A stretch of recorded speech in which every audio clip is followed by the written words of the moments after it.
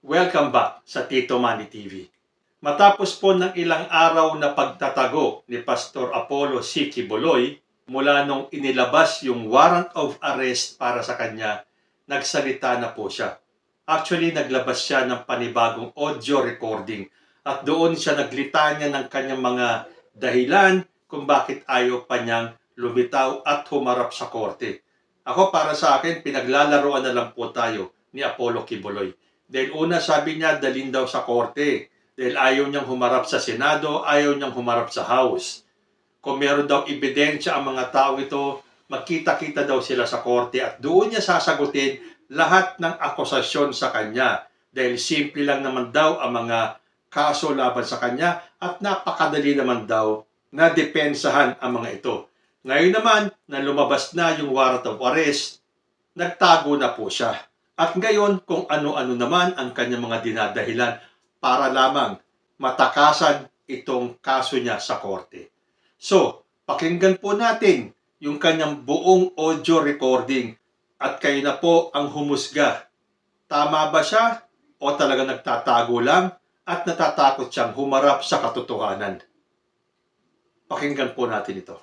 Mga kababayan, mga kapatid sa Panginoon, sa Kingdom Nation, sa buong sanlibutan, at sa lahat ng aking mga kababayan dito sa ating bansang Pilipinas at mga OFWs na sa ibayong dagat, magandang araw po sa inyong lahat. Ako po ay merong mensaheng ipaabot ngayon sa mga nangyayari sa ating bansa at nangyayari po sa akin, sa KOJC, at sa lahat ng mga pangyayaring itong hindi natin inaasahan na ito'y mangyayari ngayon sa ating bansa. Hindi ko po inaasahan na aabot sa ganito ang mga pangyayaring ito, na aabot ako sa ganitong klaseng panahon na ang mismong umuusig sa akin ay ang aking sariling bansang Pilipinas. Mga kaibigan at mga kababayan, ito pong aking kinakaharap ngayon. Paliwanag ko po sa inyo, ako po ay hindi nagtatago sa kasong ito dahil ako po ay may kasalanan. Hindi po. Ako ay umiiwas dahil pinoprotektahan ko po ang aking sarili. Bakit ko pinoprotektahan ang aking sarili? Sapagkat ang lahat po ng nangyayaring ito sa kasong ito, na napakasimple lamang po ng kasong ito. Simple case lang po ito, na 4 ng taon nang nakabinbin dyan sa DOJ. Pagkatapos ngayon ay binuhay na naman nila. Pagkatapos ito ang ginagawa ngayon na sangkalan upang ako ay kanilang habulin. Mga kaibigan at mga kababayan, umiiwas po ako sa pangyayaring ito dahil hindi po katulad ang kasong ito ng kanila ni Congressman Tebes at ni General Bantag. Hindi po. Si General Bantag at si Tebes ang kumakalaban po sa kanila ngayon na tumahabol ay ang gobyerno lamang ng Pilipinas. Ang sa akin po ay complicated, sapagkat meron po akong ginawang kaso sa Amerika. Ang gumawa ng mga kasong ito ay yung pong mga magnanakaw dito sa bansang kaharian na nung sila'y nahuli, lumayas at nag-iwan ng kaso kasi mga abogado po yung dalawa doon. Pagkatapos iniwan nilang kasong ito na ginamit nila itong alias Amanda para ako po ay magkaroon ng kaso dito at dinamay pa yung 5 kong kasamahan na puro inosente. Pagkatapos po pupunta sila ng bansang Amerika ay gumawa na naman po ng kaso doon. Pagkatapos pinaniwalaan naman sila ng bansang puti sapagkat meron din siguro silang interes sa akin at sa paglago ng bansang kaharian sa Amerika. Kaya nagkasundot, nagkasabwat sila. Kaya nagkaroon po kami ng kaso sa Amerika. Hindi po namin gawa yun. Gawa po nila yun. Pagkatapos nito, hinarap po namin ang kasong yun sa Amerika. 43 counts, kumuha kami ng 22 abogado doon at tinarap ang kasong yun na meron na pong sagot ang lahat ng kanilang mga inakusa sa amin. Naghihintay na lang kami ng panahon kung kailan yun ang trial mangyayari. tagtatatlong taon na nilang pinopostpone. At least ngayon po November 5 matutuloy na. Kaya sila po ay wala ng ingay doon sa Amerika sapagkat ito ay naharap na po ng aking mga abogado. Ngayon, naging complicated po ang aking sitwasyon dito sa bansang Pilipinas mulang nanalo si Bongbong Marcos at naging presidente siya. Nang pumunta siya ng bansang Amerika, nagbago na po ang ihip ng hangin. Kasi nung bumalik siya rito, kaibigan na niya ang bansang puting Amerika, kaibigan na po niya ang bansang ito at inopen na niya ang Pilipinas. Kaya nagkaroon tayo ng mga Amerikanong marami dito. Nandiyan na yung EDCA at hindi lamang po yun na naging open, pati po ako, ang kaso ko ay naging complicated dahil isinama na po sa sitwasyon na ang mga puting yan ay naririto at ako po ay hiningi na nila sa kamay ng rehimeng Marcos. Kaya noong December 21 o 22, nagkasundo na po yung dalawang yan.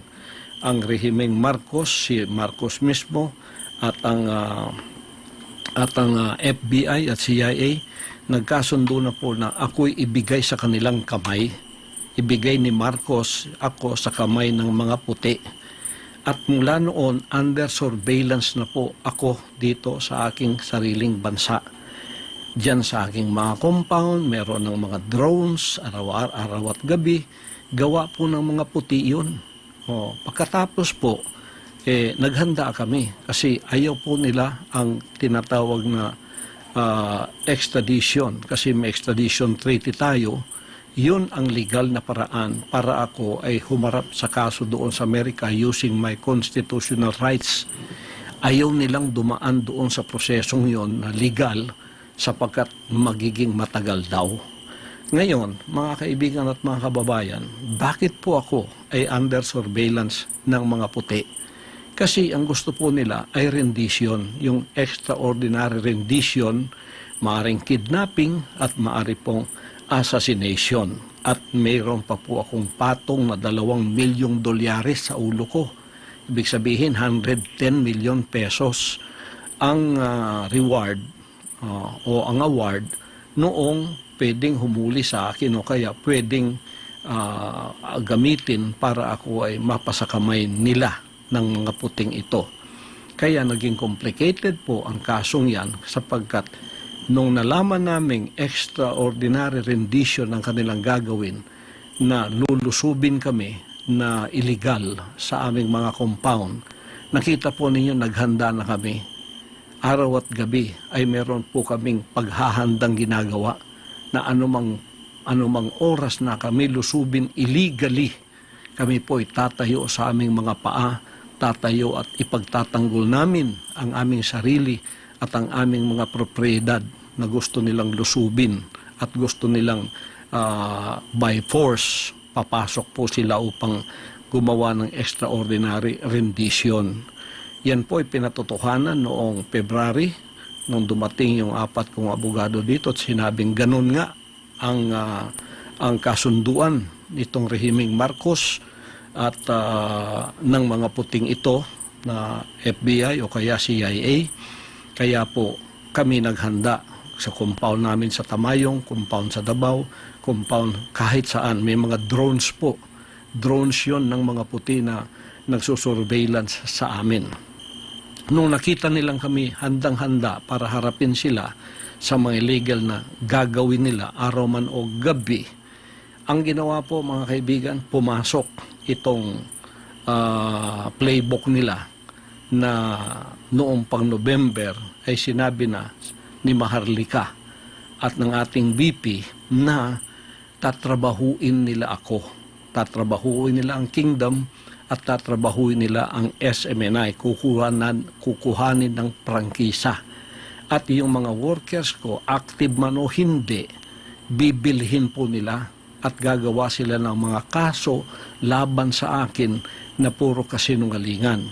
Diyan na po pumasok ang Kongreso at ang Senado. Kongreso po walang dahilan. Pinatatawag pagkatapos ang kanilang playbook ginawa na kukunin o kaya iligwak ang prangkisa ng SMNI. Lahat po ng pangyayari doon, puro murmuron lang po yun. Pagkatapos ako, pilit nila akong pinaaten kahit nakita nila sa mga dokumento na hindi po ako kasali na sa mga opisyal ng SMNI. Pero pinipilit pa rin nilang ako ay pumunta doon. Bakit? Yun po ay patibong, sapagkat pag anytime pumunta ka doon, siguradong ang end game ay pupunta ka sa kamay ng mga puti. Extraordinary rendition pa rin. Sa sarili ko ang lugar, gusto nila akong pasukin. Lalo na kung pupunta na ako doon. Iko-contem ka, pagkatapos dadalhin ka doon sa kanilang presuhan, pagkatapos naghihintay na roon ng mga puti para ibigay ka sa kanilang kamay. Ganon din po diyan sa Senado. Bakit gumawa ng senaryo yan si Risa Hontiveros? Nagbayad sila ng mga bayarang mga former worker ng mga sinungaling na mga witnesses. Nakita na po yan at nadamay sa kasinungalingan si BP Sara at ang ating Pangulong Duterte na puro kasinungalingan ang pinagsasabi nila. At pinipilit ako ni Risa Hontiveros na umaten sa moro-moro at bogus na mga hearing na yon. Bakit po? Isa ring patibong yon, mga kaibigan at mga kababayan. Pagka ako'y umatin doon, siguradong ang endgame po ay babagsak ako sa kamay ng mga puti. Extraordinary rendition pa rin. Nung hindi po nila magawa yon, kahit may mga warrant of arrest na sila, sapagkat hindi ako umaten sa kanilang mga hearing, kasi pinoprotektahan ko yung sarili ko, kasi alam ko ng lahat ng ito ay patibong lamang upang ang endgame ay magawa nga nila na ako ay ilagay sa kamay ng mga puti. Sapagkat ang ating pong gobyerno at ang gobyerno ng mga puting ito ay nagkasabwatan na nga, hawak na nga sa liig ang ating gobyerno rito, kaya itong mga operatibang ito ay ginagamit na lamang whether they know it or not, sapagkat ginagamit na nilang batas laban sa akin upang ako ay kanilang mahuli, upang ako ay kanilang madampot at ibigay na sa kamay ng mga puti. Yun po ang endgame dyan. Extraordinary rendition pa rin yan. Yung sinasabi nilang wala akong whole departure order, pagkatapos sasabihin nilang maging madugo kung sila ipapasok dito sa aking compound. Yun po yung mga patibong din. Ang ibig lang sabihin, umalis ka dyan kasi magiging madugo. Lalo pa kung hindi aalis. Kasi ako'y tatayo sa mga illegal na activities na gagawin nila ng paglusob. Sabi nila, wala na ka namang whole departure order. Ang ibig sabihin, pwede kang lumabas ng bansa. Patibong din po yun. Sapagkat sa immigration pa, doon ka na huhulihin at ilalagay ka sa kamay pa rin ng mga puti. Yan po ang endgame dyan. Endgame dyan. Nangingialam po ang bansang ito. Ang bansang puti ang nangingialam sapagkat naging kasabwat na ng ating pamahalaan ngayon dito sa ating bansa. Kaya ang nasa likod po ng lahat ng ito ay ang mga puti. Ang mga drones na yan, surveillance na yan, CIA po yan, mga FBI po lahat yan. Ayaw nilang dumaan sa prosesong tama. Gusto nila extraordinary rendition. Bakit po? Sapagkat yan ay maaring kidnapping, maaring assassination, sapagkat pagka ako'y napunta sa kanilang kamay, sabi pa ng isang kaibigan ko sa Amerika dito, huwag mong asahan na ikaw ay babalik pa. Mababalitaan na lang namin na ikaw ay namatay sa pamamagitan ng natural causes na tulad ng heart attack. Ganyan ang mangyayari sa iyo. Playbook po yan. Playbook po yan. Yan po ay playbook ng CIA at ng FBI na nasa likod ng lahat ng ito. Puti po ang nasa likod ng lahat ng itong nangyayari sa akin ngayon. Kaya naging complicated kasi naging kaibigan nila at naging kasabwat ang rehimeng Marcos, ang administrasyong Marcos at sila mismo, si Marcos mismo, ang pinagkanulo ako at ibinigay sa kamay ng mga puti. Naggagawin na nila ang gusto nilang gawin sa akin sapagkat ayaw nila yung kaso doon sa Amerika na mapapahiya siguro sila. Ganito po ang mga senaryo ngayon na nangyayari ngayon sa ating bansa. Nung hindi po nangyayari ang lahat ng ito, hindi ako kumagat sa kanilang mga patibong. Anong ginawa nila? Binuhay nila ang kasong sobra 3 taon nang nandyan sa DOJ na mismo si Secretary Remulla noong nanalo na si Bongbong Marcos at hindi pa pumunta ng Amerika, sinabi niya, very dismissible itong kaso na ito. Dismiss na ba natin, Pastor? Sabi niya, wag muna kasi para merong katuwiran ka na para sa extradition na meron kapang kaso dito. Dismissible po yan. Kaya binangon yan. Ngayon, ginawa pang complicated. Hinati po. Isang kaso lang po yan. Hinati. Ang kalahati dito sa Davao, ang kalahati dyan sa Pasig. Ito ay panggigipit at pagpapahirap. Tingnan po ninyo, noong implement nila yung warrant of arrest, dito po sa kasong itong binuhay nila, dismiss na po yan. Mag-4 na taon nang na-dismiss yan. Dapat nga wala ng prosecution, wala ng kaso yan. Dapat binasura na yan kasi fail to prosecute yan eh. Failure to prosecute. Kailangan ibasura na yan ayon sa batas. Pero binuhay. Pagkatapos nag-announce na si SOJ Remulla na ito ang mangyayari. So ito dito sa Davao available, ang dito naman sa Pasig, hindi natin alam kung ano, pero merong kalahati ng kasong ito nandyan sa Pasig ngayon. Ngayon, because we are law-abiding, nung lumawas ang warrant of arrest na ito pong 5 kong kasamahan na puro mga inosente, dinamay noong mga dissidents na lumabas dito, yung mga magnanakaw sa kaban ng Bansang Karian, pagkatapos lumayas at pinapaniwala itong mga puting ito na gumawa rin ng kaso sa Amerika, ay ganito po ang nangyari. Kayon, iniwan nila yan dito. Simpleng kaso lang po yan. Napakasimple. Kung wala po nangingialam ang bansang puti, harapin ko po lahat yan. Napakasimple po ng mga kasong yan. Napakasimple po niyan.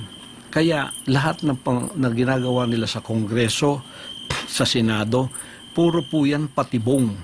O hindi ko alam kung ang $2 million, which is 110 million pesos, nasa kamay na ng mga atat na ito na maging award nila. Kaya atat silang ako ay kanilang madampot, mahuli. Nakikinig ngayon ng PNP, NBI, CIDG. Baka hindi niyo alam ang mga bagay na ito na kayo ay sumusunod lamang at hindi nyo alam ang mga bagay na ito na sinasabi ko. Dapat malaman ninyo na itong kaso kong ito complicated sapagkat 2 bansa ang nagkasabwat. Bansang puti at bansang Pilipino ang nagsabuatan para ko'y damputin at ang endgame ay extraordinary rendition, which may be kidnapping and which may be assassination. At ako ay very inclined ako na assassination talaga ang mangyayari sapagkat para bang iniisip nilang ako ay mayroong kinalaman sa politika dito at ako'y hadlang sa kanilang mga plano na politikal. Ay hindi ko po kasalanan maging kaibigan ko si Pangulong Duterte. Bata pa po kami, magkaibigan na kami. Prosecutor pa lang siya, magkaibigan na kami. Hanggang ngayon, hindi ko po kasalanan yon, hindi rin niya kasalanan yon. Bakit ninyo ginagawang kasalanan para sa amin yan? Hindi ko rin kasalanan naging politiko siya at hindi ko rin kasalanan na ako ay naging isang ministro ng kingdom at lumago sa buong sanlibutan. Hindi ko rin kasalanan yon. Ngayon, ginagawa ninyong kasalanan sa amin yon, problema po ninyo yon. Ngayon, ako po ay hindi nagtatago sa kasong itong napakasimple. Malayo po yun. Kayang-kaya ko pong harapin yan. Kaya ko nga harapin sa Amerika kung dadaan lang sila sa tamang proseso. O ito pang sa aking sariling bansa. Naging complicated po ito sapagkat ang lahat ng ginagawa nilang ito, patibong po. Bakit ginawa nilang available dito sa Davao? Para ko'y lumitaw at pumunta doon. Tapos naghihintay yung sergeant at arms na may warrant of arrest. Dadalhin din ako sa Maynila. Pagdating doon, Yun po ang endgame, extraordinary rendition pa rin, babagsak pa rin ako sa kamay ng mga puti, gusto ko man o hindi.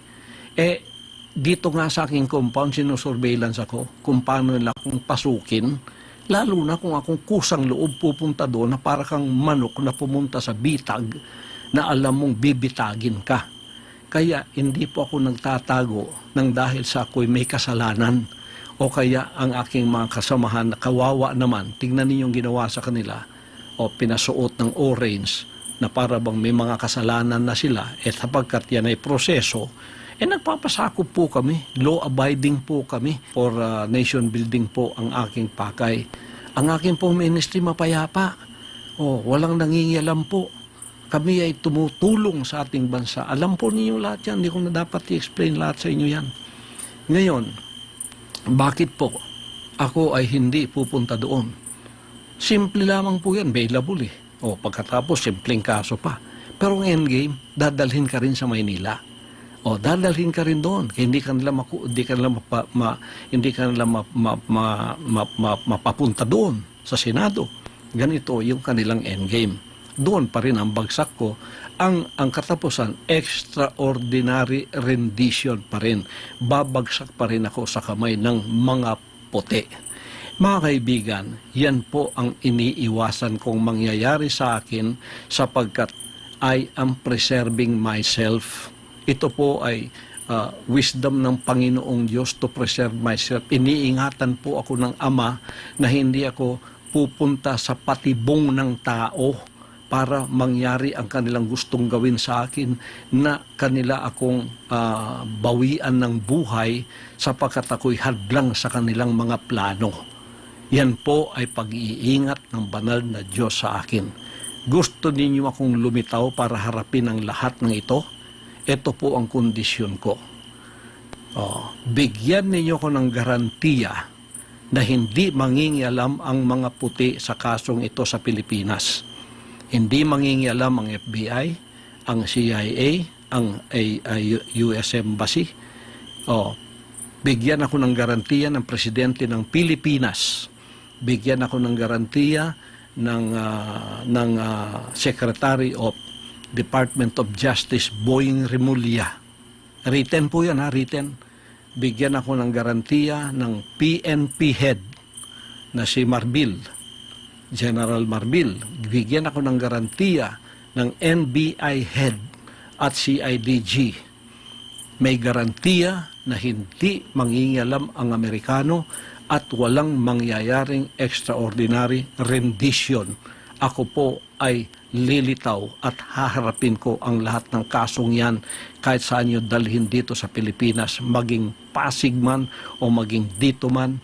Pagkatapos, si Hontiveros dyan sa Senado, ihinto mo na ang iyong murmuro na hearing. Dumiretso ka na sa korte. Tulungan mo yung mga sinungaling na mga witnesses na yan na gumawa na sila ng affidavit sapagkat idagdag mo na yan sa kaso. Doon din ang bagsak natin, kaya doon ka na pumunta. Huwag ka nang magpa-arte-arte pa dyan sa Senado. Ang dami mong arte. Ako ang ginagamit mo. Para ikaw ay pumunta sa mas higher position. Alam ko na ang galaw mo. Alam ko na yung style mo. Puro sinungaling ang kasama mo. Sa sino ka? Kung ikaw kumuha ka ng sinungaling na mga witnesses, ano ka? Di ba sinungaling ka rin? Kaya huwag ka na mag-inarte dyan. Pumunta ka na doon sa korte sapagkat hindi ka naman korte. Ngayon, kung gusto mo ako talagang pilitin pumunta riyan, gumawa rin kayo ng nararapat. Yung 17 conditions ko, harapin ninyo yon para pantay tayo dyan sa Senado mo. Malabo nang mangyari yun kasi muro-muro na lahat ang ginagawa ninyo. Extraordinary rendition pa rin ang bagsak natin. Bagsak pa rin yan, nasa kamay ako ng mga puti. Yun pa rin ang endgame. Hindi ko alam kung ang $2 million ay nasa kamay na ng mga taong itong atat na ako'y kanilang madampot, makuha at sila ang makikinabang sa perang ito. Hindi ko alam. Pero yun ang endgame na alam kong mangyayari. Kaya umiiwas ako sa injustice na yan. Kung hindi po ninyo magbibigay sa akin in a written form ang mga kondisyones na ito mula sa Office of the President, mula sa Office of the SOJ, mula sa Office of the PNP and the NBI and the CIDG, hindi po niyo makikita ang pagmumukha ko. Kung ako, imamanhunt ninyo tulad ng sinasabi ninyo na para bang ako'y talagang kriminal. Hindi naman ako drug lord. Hindi ako sumisinghot ng drugs. Hindi ako drug lord. Wala ako dyan. Itong kaso lahat na sinabi sa akin na puro accusation, akusasyon po lahat yan, gawa-gawa lahat yan. Tapos ginawa na ninyong totoo. You tried me by publicity. Trial by publicity ang style ninyo kasi wala kayong laban sa korte. Hindi kayo patas makilaban. Ito namang bayarang media, pagkakasinwalingan, pagkakasiraan, nandoon kayong lahat. Pero yung rally namin, kahit isa, wala kayong kinover. Pagka mabuti, wala kayong kinocover. Lahat ng binabalita niyo sa akin, puro masama. Kasi masasama din kayo, bayaran kayo ang tawag ko. Sorry media, kasi may media rin kami ang SMNI. Hindi nyo mabili yan ngayon, ginugurgur ninyo dahil hindi nyo mabili. Ngayon, maliban kung bigyan ninyo ako ng garantiya na hindi mangingialam ang mga puti, FBI, CIA o sino pa man sa kanila, haharapin ko ang kasong yan. Simple po mga kasong yan. Lalo na puro mga sinungaling ang kaharap namin. Dokumento po ang nasa aming mga kamay. Bakit hindi ko haharapin? Umiiwas po ako dahil ang playbook ninyo, alam ko, ang katapusan is extraordinary rendition.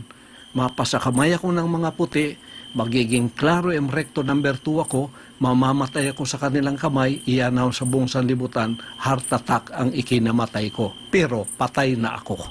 Yan ang endgame ng playbook na ito at hindi ninyo yan pwedeng ipagkaila. Maliban kung ibigay ninyo sa akin ang garantiyang aking hinahanap, hindi po ninyo ako makikita. Sige, imanhunt ninyo ako. Ako'y tatayo na hindi magpapasakop sa injustice. Ako'y hindi magpapasakop sa tyrannical rule. Ako'y hindi magpapasakop sa oppression and suppression of my rights. Pagka ako'y binaril ninyo, papatayin ninyo, mabuti pang ako ay mamatay sa kamay ng mga Pilipino, dito sa aking bansa, tutulo ang aking dugo, kaysa ako ay mamatay sa kamay ng mga puti na nasa ibayong dagat, nasa kanilang bansa o sa ibang bansa ako dadalhin. Hindi po ako papayag sa ganun. Kung imamanhunt ninyo ako, kayo mga CIDG, kayo mga NBI, kayo mga kapulisan, yan ang senaryong haharapin ninyo. Magiging martir akong tulad ni Rizal. Magiging martir akong tulad ni Bonifacio. Pero tatayo ako sa aking kinatatayuan. Kung kayo, mga oppressor ko ngayon, ay hindi na mga banyaga, ginagamit kayo ng mga banyaga, nagkasabwatan kayo para sa aking harapan, banyaga pa rin kayo. Tatayo ako laban sa inyong oppression, sa inyong suppression of my constitutional rights, at tatayo ako laban sa injustice ng gobyernong ito. Mabuti pa, uulitin ko, mamatay ako, tutulo ang dugo ko sa sarili kong bansa na nakatayo ako sa sarili kong paa na hindi ko ipinagbili ang honor ko at ang honor ng aking pagtayo bilang isang tunay na pastor, bilang isang tunay na mamamayan na hindi nagpapasakop sa panlilinlang, panggigipit, pangingikil at sa pagsisinungaling. Ako po ay lalaban sa mga kasinungalingan na ganyan.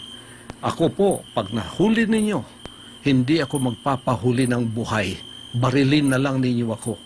Kung ako'y huhulihin ninyo, hindi ninyo ko mahuhuli ng buhay maliban kung ibigay ninyo ang garantiyang hinihiling ko sa inyo. Sasabihin kong muli, simple mga kasong ito. Kahit sa Amerika, simpleng mga kaso kasi puro kasinungalingan. Haharapin namin lahat. Basta dito sa Pilipinas, wag lang mangingialam ang bansang puti.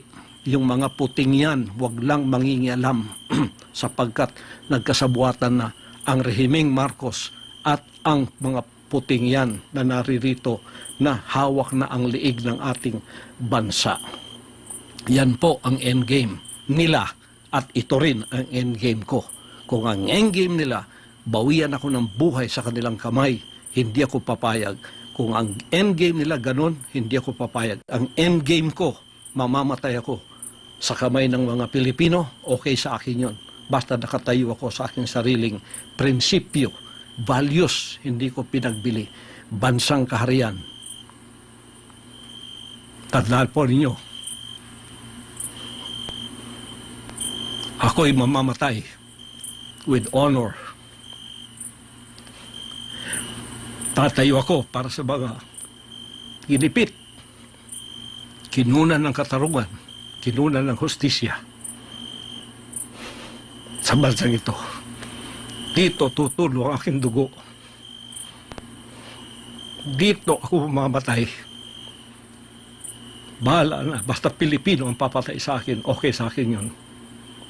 Yun lang man po. Pagpalain tayong lahat ng ating dakilang Ama at naway manumbalik ang kapayapaan, ang katarungan, hustisya sa bansang ito. Salamat po. So ayan, matapos po ninyong marinig si Pastor Apollo C. Quiboloy, ano sa tingin ninyo? Talaga po bang handa siyang harapin ang kaso niya?